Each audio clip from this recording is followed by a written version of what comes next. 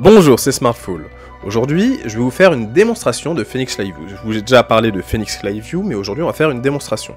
Alors je fais souvent une présentation de nouveaux outils, parce que lorsqu'on réalise une veille sur une nouvelle technologie web, ce qui est indispensable dans cette industrie qui mute très rapidement, on découvre tout un tas de nouveaux outils. Alors je fais déjà un filtre sur ce que je vous présente, mais même dans ce que je vous présente, il y a beaucoup de bruit. Il n'est pas nécessaire d'essayer une nouvelle technologie dès qu'on en entend parler. Cela risquerait de nous prendre trop de temps. En plus, pour s'améliorer, il faut monter des projets et se renforcer sur ce qu'on connaît déjà. La veille technique consiste bien souvent à lire des articles et à regarder brièvement la doc. Par contre, parfois, on peut tomber sur une technologie qui paraît vraiment révolutionnaire. Et c'est, dans ce cas, utile d'essayer cette nouvelle technologie. Je viens d'essayer Phoenix Live View. Et effectivement, sans JavaScript, on est en mesure de réaliser une application réactive. C'est clairement une révolution. Et c'est pour cela que j'ai décidé de vous faire part d'une démonstration. Alors tout d'abord, on va sur cette page, tout sera en description, vous inquiétez pas.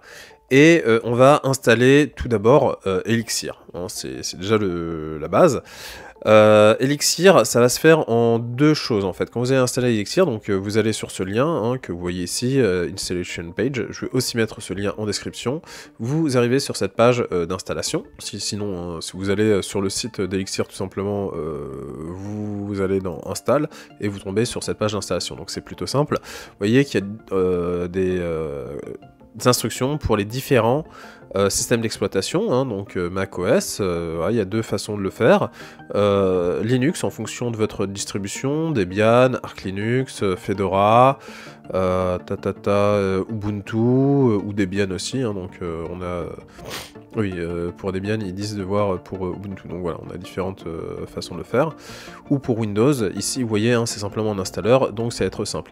Ce qui va se passer après, dans votre terminal, vous allez taper elixir-v, normalement, vous avez ces deux lignes, parce qu'en fait, lors de l'installation, il y a deux choses. Lors de l'installation, vous allez installer la VM Erlang, les versions modernes c'est 22, 23 ou 24, et la version d'Elixir. Comme on le voit ici sur le site, aujourd'hui on est à la version 1.13, donc normalement ce sera la 1.13.0 ou .1 ou un truc comme ça. Voilà. Après, il faut que vous tapiez cela pour installer le framework Phoenix, ça c'est important, mix archive.install x, il me semble qu'en fait quand vous faites cette commande il vous propose aussi de l'installer, hein. Donc soit bon vous faites comme ce qui est écrit ici, vous faites mix local.x ou vous faites directement ça et de toute façon il vous dira il faut installer x et vous aurez simplement à faire un yes. C'est utile pour installer les paquets. Donc mix archive.install x phx _new. Voilà, vous faites ça et là vous avez installé Phoenix. Très bien. Bah, on va coder. Une fois que vous avez fait ça, retrouvez-moi tout de suite. Donc, une fois que les installations ont été faites, on va créer en fait notre projet. Donc on se met bien évidemment dans notre projet, enfin là où on veut créer notre projet. Donc moi c'est dans un dossier qui s'appelle Elixir. Et on va créer une commande qui s'appelle mix. Et on va faire l'autre commande phx new. Donc ça c'est ce qu'on vient de créer, donc c'est Phoenix. Et ça c'est la commande pour pouvoir initialiser la création de notre application qu'on va appeler Order. Pourquoi? Parce qu'on va faire une espèce de gestionnaire de commandes. J'insiste sur le une espèce parce que ce sera pas complet, le but c'est de faire une démonstration. Donc order, et on veut utiliser live view, c'est ce qu'on veut faire, et on va pas envie de se prendre la tête, vu que c'est une démonstration, hein, on a envie d'aller à l'essentiel, on va pas se prendre la tête avec une base de données et un ORM, donc l'ORM chez Phoenix s'appelle Ecto, et donc on fait no Ecto. Comme ça, on va à l'essentiel. On fait ça. Tac, et ici on clique sur oui, hein, yes, et après il y a les installations qui se passent, et on se retrouve à la fin de l'installation. Très bien, donc l'installation là est faite, donc on voit bien, voilà, donc c'est fait, on va faire un CD order pour se retrouver dans le classeur de notre projet, on va faire un code point pour ouvrir VS Code, et on va se retrouver là maintenant dans VS Code pour voir en gros le projet qui a été mis en œuvre, donc ça a généré en fait tout un projet, c'est ça qui est cool, tac, Et donc là, moi, ça m'a ouvert mon VS Code. On va faire ça tout de suite. Et comme indiqué, on va ouvrir en fait un serveur local pour voir en fait ce que ça nous a généré. Donc on fait un mix phx.server. L'autocomplétion ne fonctionne pas, mais c'est pas grave. Ce qui va compiler, et on va sur localhost sur le port 4000. D'accord, donc HTTP, vous tapez ça, HTTP même vous tapez localhost 2.4000 et on va voir ça. Avant, on va voir le projet sur VS Code, parce qu'on va construire des choses, on va construire justement notre live view. On se retrouve tout de suite. Très bien, donc nous voici maintenant dans VS Code, donc on a tout un projet. Alors pour des personnes qui n'ont jamais fait de web, vous allez être un peu perdus parce qu'il y a tout un tas de choses. Pour les personnes qui ont déjà un peu travaillé dans le web, qui ont travaillé sur des frameworks, parce qu'il y a des gens qui ont fait tout from scratch, mais il y a des gens qui ont déjà travaillé sur différents projets, alors que ce soit en Symfony, en Laravel, en Django, en Ruby on Rails, le fonctionnement est à peu près le même, donc il va falloir avoir un peu ça en référence. Le gros du travail se trouve dans lib. Alors, je suis pas un spécialiste de Phoenix, je viens de découvrir ça, donc c'est pour ça que je ne fais pas toute la description. Mais ce qu'il faut savoir, c'est que le gros du travail est dans lib, et ici on voit qu'on a order, donc on a appelé notre projet order, c'est normal, et on a order et order underscore web, et c'est ici qu'il y a le gros du travail. On va directement aller ici, dans router, et on voit ici qu'on a donc un get page controller. Alors moi j'ai déjà écrit ici ce qu'on allait écrire. Donc on va écrire live order et order live. Ici on a un get page controller, donc on va dans le contrôleur ici, donc c'est comme dans n'importe quel framework, on a un contrôleur qui nous indique d'aller dans index.html, et en fait on a des vues qui sont dans template. Ici si on va à page, on a index.html, et quand on va aller sur localhost 2.4000, donc sur le port 4000 dans le navigateur, on va tomber sur une page, et c'est ici qu'elle a été construite. Bon. Alors moi je vais pas créer un template parce que ce sera complexe, et le but c'est vraiment de faire une démonstration technique. Je suis pas un spécialiste de Phoenix, le but c'est vraiment de comprendre comment on fait les choses. Donc on retourne ici à router, donc voilà, vous écrivez live ici, la route qu'on va prendre, donc j'ai pas été très original, j'ai mis /order et puis order live. Ici on va créer un live, voilà, comme contrôleur. Vu que je l'ai appelé order live, c'est ça, on va écrire order underscore live.ex. Donc c'est la même logique qu'ici, là on a page controller, donc ici dans le router vous avez page en majuscule controller, donc page en majuscule et controller en majuscule, et ici vous voyez que dans le controller c'est page underscore tout en minuscule, controller.x, et pour le live ça va être pareil, là on a order live, faut l'écrire comme ça, très bien. Maintenant qu'on a ça, on va écrire donc notre module, donc def module, tac, là, tac, donc order live. Et ici, clac, non, order web, order live, ok. Order web.order live, très bien. Bon. Dans un premier instant, on va créer deux fonctions. Donc def, on va utiliser les autocomplétions. On va utiliser mount, qui prend 3 paramètres. Donc params, session. Alors, je mets un underscore parce qu'on n'en aura pas besoin. Et socket. Alors, ce qu'il faut comprendre, c'est que entre votre page sur le navigateur, entre la page web et le serveur, il y aura en fait des WebSockets qui vont travailler, et donc c'est pour ça qu'il faut gérer des sockets. Et la deuxième fonction qu'on va créer, def, c'est render. Lui qui va avoir asyncs. Donc asyncs, c'est les valeurs en fait qui sont dans votre socket. Ici, qu'est-ce qu'on va faire? On va renvoyer, alors ici je vais faire un socket qui est égal à assign.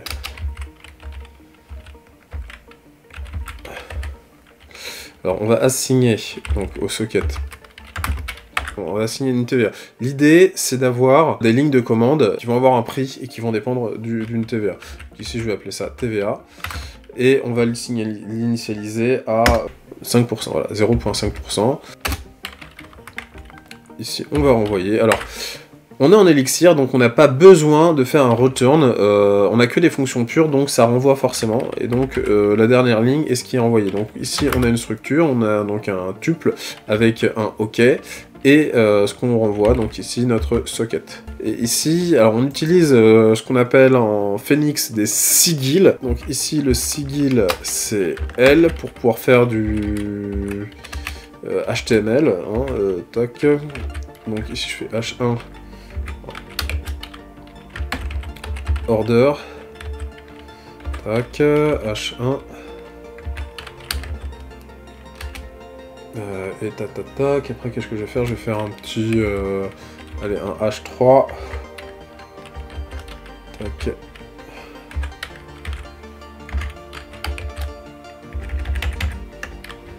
Je vais vous montrer la TVA. TVA.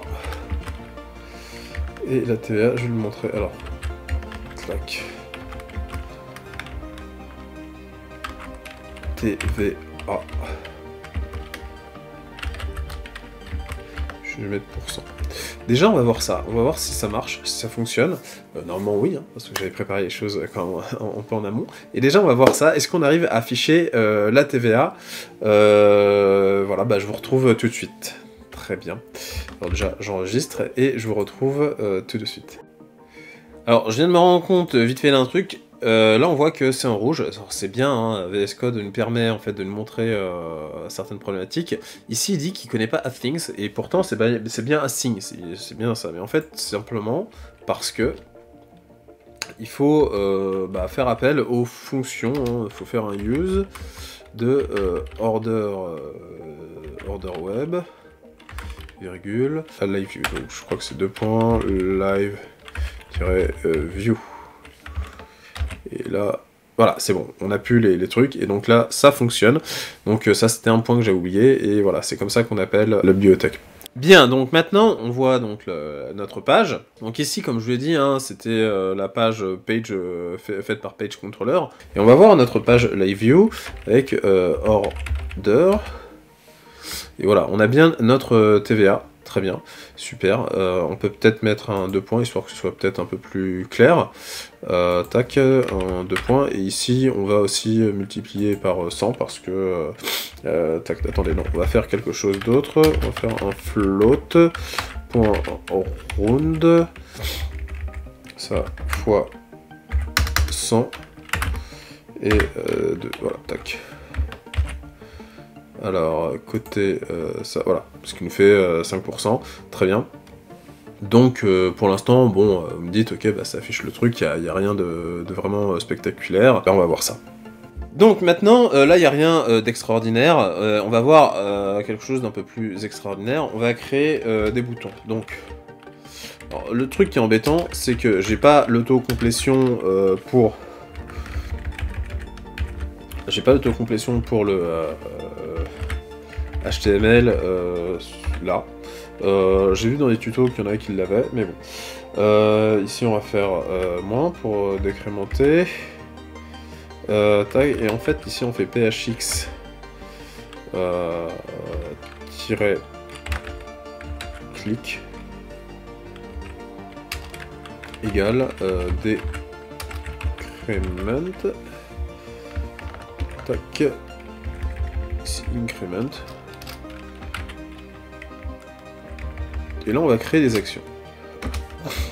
Donc déjà, on voit, là on a 2 boutons, donc déjà c'est cool. Hein. Bon, ça c'est le CSS qui est mis dans Asset.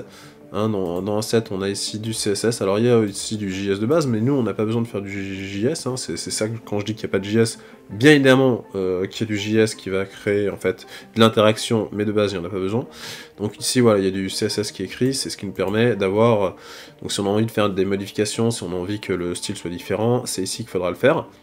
Donc là on a déjà 2 boutons, mais bon, pour l'instant, comme on le voit, hein, on fait plus, on fait moins, voilà. En plus là il nous a Tac, pour l'instant, voilà, il a généré quand même un événement, parce qu'après un clic, il y a un événement, il se passe voilà, il se passe rien. Bon. Ici, on va faire un def donc de handle event. Tac, tac, tac. Forcément, il a le socket parce qu'on va le réutiliser. Event, c'est quoi l'event qu'on a envie de handle?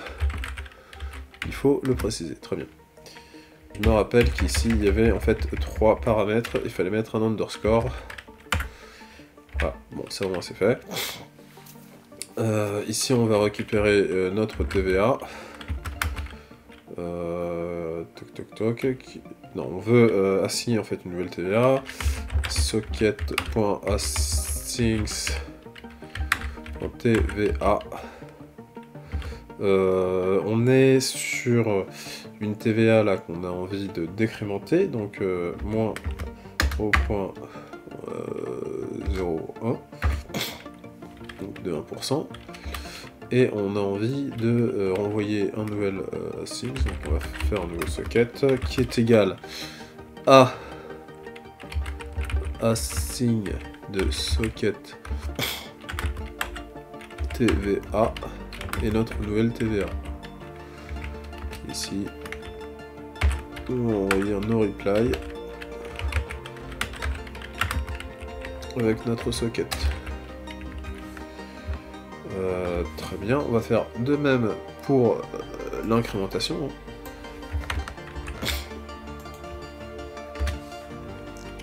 Ici, on va incrémenter. Et ici, bah, on va rajouter plus. Alors, on fait ça. Hein, c'est pas très compliqué. Et là. Et ça, déjà, c'est cool. Vous vous rendez compte, il n'y a pas de JS. Hein. On a simplement créé, côté serveur, des fonctions qui font ça. Bon. Et qu'est-ce qui est encore plus fou? C'est qu'ici, là, on va créer donc un UL. Tac, slash UL. Kelly. Slash Kelly, tac. Qu'est-ce qu'on pourrait vendre, hein, par exemple, je sais pas, une TVA, allez, on va dire en iMac, par exemple, avec un prix, ici, donc, qui serait de... Attendez, je réutilise ça, parce que ça va être chiant avec les arrondis, sinon... Donc, tac, tac, tac, tac, tac... Donc un iMac, je sais pas, on va dire qu'il y a 1500 €, fois... Donc ici on va pas multiplier par 100 la TVA, ça n'aurait pas de sens. Mais un iMac qui a 1500 € hors taxe, donc c'est 1 plus notre TVA. Et donc ça, ce chiffre en fait, hein, l'idée c'est de... l'arrondir à 1, 2, hein, comme on a fait pour la TVA. Donc tac, et là on fait ça, donc tac tac. Alors on a un iMac, allez on va faire tous les produits Apple. Je suis pas forcément fan des produits Apple, mais au moins ça donne des idées. On va dire que lui il est à 800, et ici on va faire l'iWatch. Je crois que c'est à 500, voilà. Alors on va dire que c'est la même TVA pour les mêmes produits, je pense que de toute façon c'est le cas. Et ici donc on a ça, bon c'est pas très bon, attendez, je vais mettre euro quand même, histoire que ce soit un peu plus...